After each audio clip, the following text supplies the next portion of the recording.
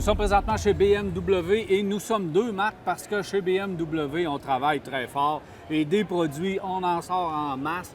Encore une fois, on a présenté plusieurs nouveaux véhicules, plusieurs nouvelles versions, nouvelles motorisations. On en perd son latin un peu chez BMW. Oui, effectivement. Je pense que c'est presque tout le catalogue qu'on a renouvelé cette fois-ci chez BMW. X5M, X6M qu'on a aussi augmenté en puissance. Mais il y a quand même des vedettes qui sont sorties de cette présentation-là. Une que moi, j'ai beaucoup aimée, peut-être parce que ça vient avec ma taille, c'est la M8 Grand Coupé. C'est une grande voiture. Elle est plus grande que la M8 traditionnelle, de quelques pouces. En fait, on parle de 3 pouces plus long. Et surtout, écoutez, V8 biturbo de 617 chevaux. C'est un monstre de puissance, malgré la dimension. Évidemment, le luxe à bord est abondant. C'est vraiment un véhicule qui va valoir la peine. Il y a aussi la série 2 qu'on a présentée. Elle aussi, une voiture de performance. On l'a rafraîchie. On a gardé le même bleu ou à peu près. Là. Donc ça, c'est toujours une voiture qui flash dans cette couleur-là. Mais on l'a fait à la sauce un peu plus moderne. Puis la puissance, 444 chevaux, Marc, ça va se déplacer pas à peu près. Oui, on a quand même fait une petite série 2 Grand Coupé aussi, Oui. qui, elle, est un peu moins puissante. On parle de 301 chevaux. Quand même, c'est une voiture que l'on a allégée, donc qui va, elle aussi, donner probablement pas mal de sensations de conduite, parce qu'évidemment, c'est une petite voiture extrêmement maniable. Tu le sais, tu l'as conduit. Les séries 2, honnêtement, c'est parmi les plus agréables des voitures chez BMW. Bien, d'avoir fait la série Grand Coupé, ça veut dire 4 portes pour la série 2. On sait que la série 3, depuis des années, à chaque fois qu'on nous la présente, elle grossit, perd un peu de son agilité. D'arriver avec une série 2 comme ça, je pense que là, on va venir rechercher les gens qui aiment les petites berlines très maniables. C'est un bon coup, ça, d'avoir fait ça. C'est un bon coup. Les amateurs étaient un peu inquiets cependant quant au design. On avait peur que l'on vienne gâcher un peu ce qui était un design extrêmement sophistiqué, extrêmement dynamique. Au contraire, je pense que quand on regarde la voiture, elles sont super belles. Les deux versions sont vraiment super belles et c'est magnifique. Bon, pour développer la nouvelle Mini John Cooper Worth, on a travaillé fort, c'est le cas de le dire, là, parce que pour la première fois, là, on a réservé le circuit de Nürburgring. On a vraiment on voulait avoir la Mini la plus puissante à ce jour, jamais construite, la plus maniable sur circuit de course. On a fait beaucoup de travail avec cette nouvelle Mini. Beaucoup de travail et ce qui est fascinant, en fait, c'est la version GP. Ça faisait plusieurs années qu'on n'avait pas eu de version GP. Tu l'as mentionné, on est allé sur le Nürburgring en bas de 8 minutes pour le Nürburgring. Ça commence à être vite pour une voiture qui fait quand même 301 chevaux. Le problème, c'est que si vous en voulez une, dépêchez-vous. On va en produire seulement 3000 unités. 3000 unités, c'est pas beaucoup pour ça.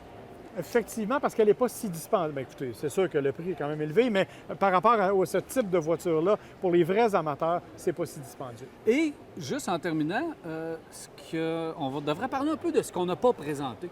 Parce que ça fait longtemps, Marc, qu'on nous parle d'une voiture électrique chez BMW. Ici même, il y a 2 ans, on nous avait montré 2-3 concepts 100% électriques. Je m'attendais de voir ce qu'on appelait la i5 à l'époque, la i4 maintenant comme nom. Je m'attendais de voir arriver, parce qu'on est en Californie, de voir arriver cette voiture-là en grande première ici même. Non, on va devoir patienter encore. Surtout que quelques jours avant l'ouverture du Salon de Los Angeles, on a présenté ce qui pourrait être une fiche technique de la i4. Bon, les spécifications changent selon les publications, mais quand même, on a essayé de faire parler de la i4, donc on s'attendait tous effectivement à la voir ici, alors que pas du tout. On a au contraire misé totalement sur la puissance, à l'exception de la série 2 Grand Coupé qui est quand même à 301 chevaux, mais qui n'est pas nécessairement survitaminé. Tous les autres véhicules qu'on a présentés sont des véhicules qui ont été rehaussés en puissance. Alors, on est parti complètement dans l'autre tendance. Honnêtement, c'est un peu surprenant. On va suivre le tout. Bien sûr, mon cher. Vous le savez, on est à Los Angeles. Los Angeles, ça veut dire aussi de multiples studios de cinéma. Et lorsqu'on nous présente des véhicules, eh bien, parfois, ils ont joué des rôles. Donc, celui-ci a joué dans No Time to Die, le prochain film de James Bond, la fameuse Agent 007. On va avoir une scène très spécifique avec le Land Rover Defender en action. Et regardez, là, quand même, c'est intéressant. C'est de la peinture, comme pour simuler un peu que le véhicule est sale. On voit que celui-là a roulé. On lui a donné une apparence un peu usée.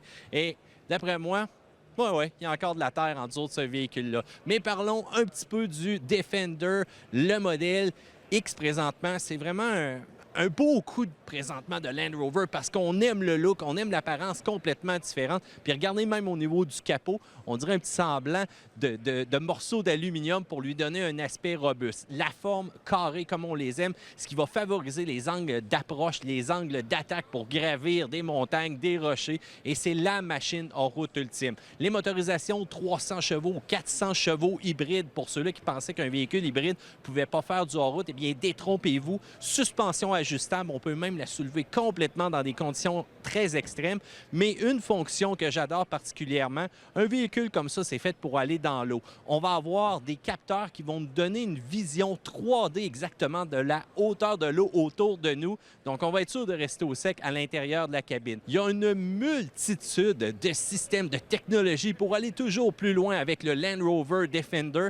Et une chose est sûre, j'ai très hâte de l'essayer au courant de l'année prochaine. James, release the Seltos.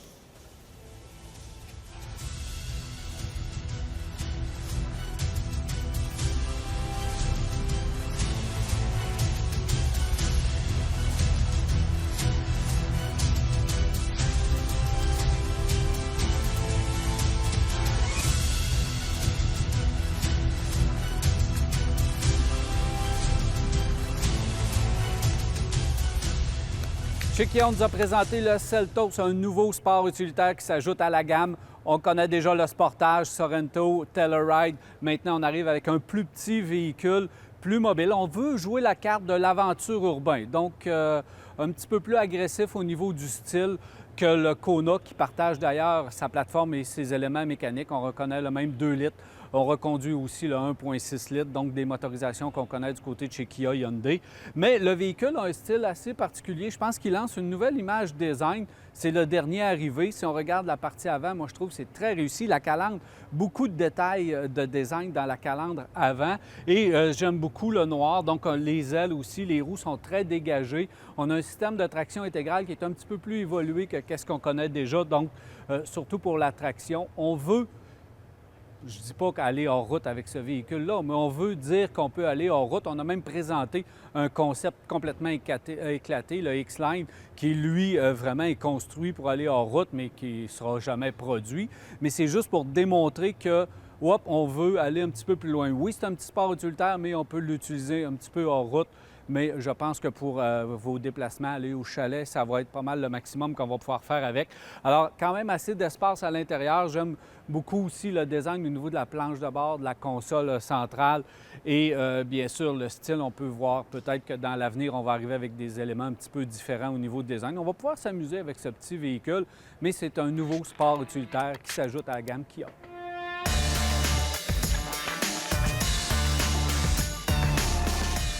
Du côté chez Lexus, on retrouve le concept LF30, vraiment un véhicule éclaté. Vision du futur de Lexus pour ce qui est des prochains véhicules.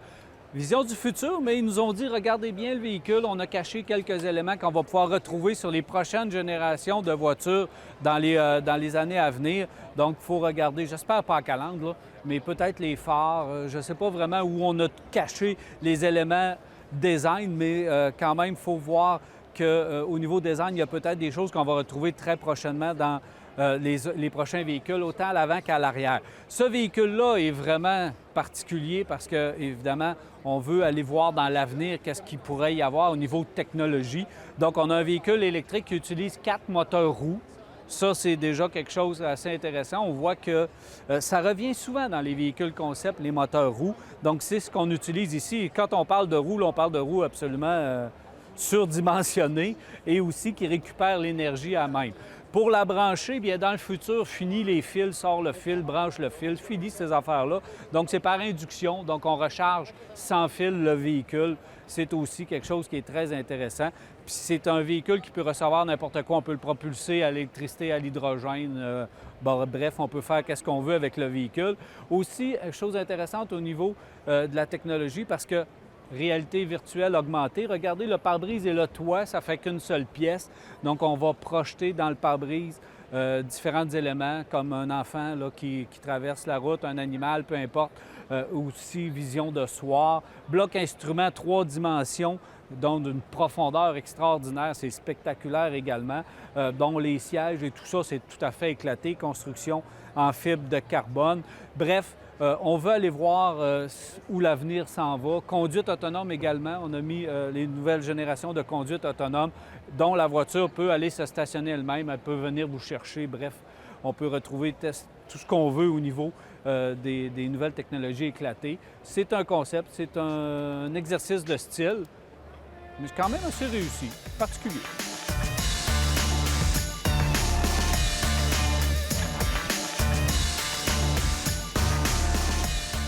Du côté de chez Lexus, on nous a présenté la toute nouvelle LC500 convertible en primeur mondiale. Même que nous, on a eu la chance de l'avoir en avant-première. C'est vraiment très spectaculaire. On connaissait la LC500 coupée. Maintenant, on a la version convertible. On a repris, évidemment, le même design à l'avant qu'on connaissait. C'est une des plus belles voitures sur le marché présentement. Et la version convertible va encore un petit peu plus loin au niveau de la beauté du véhicule. On a travaillé très fort. Évidemment, lorsqu'on parle d'un convertible, c'est au niveau de la plateforme pour garder la même qualité de conduite que la version LC500. Donc, on a renforcé la plateforme et aussi, on a un toit mécanique. Ça prend 15 secondes pour enlever le toit. Une fois le toit enlevé, bien, qu'est-ce qu'on voulait? C'est conserver une belle ligne d'un véhicule coupé. Alors, c'est très réussi de ce côté. Même motorisation, donc V8, 471 chevaux sous le capot. Donc, c'est très performant. On a été même un petit peu plus loin au niveau de l'intérieur pour ce qui est de la qualité des cuirs, du capitonnage. C'est vraiment très haut de gamme, très beau, très réussi. Alors, une belle voiture. J'ai hâte de voir le prix qu'on va attacher à ce véhicule parce que ça devrait être quand même assez dispendieux, mais ça va demeurer encore une fois l'une des plus belles sur le marché. Alors, la LC500 convertible en primeur mondiale ici au Salon de l'Auto de Los Angeles.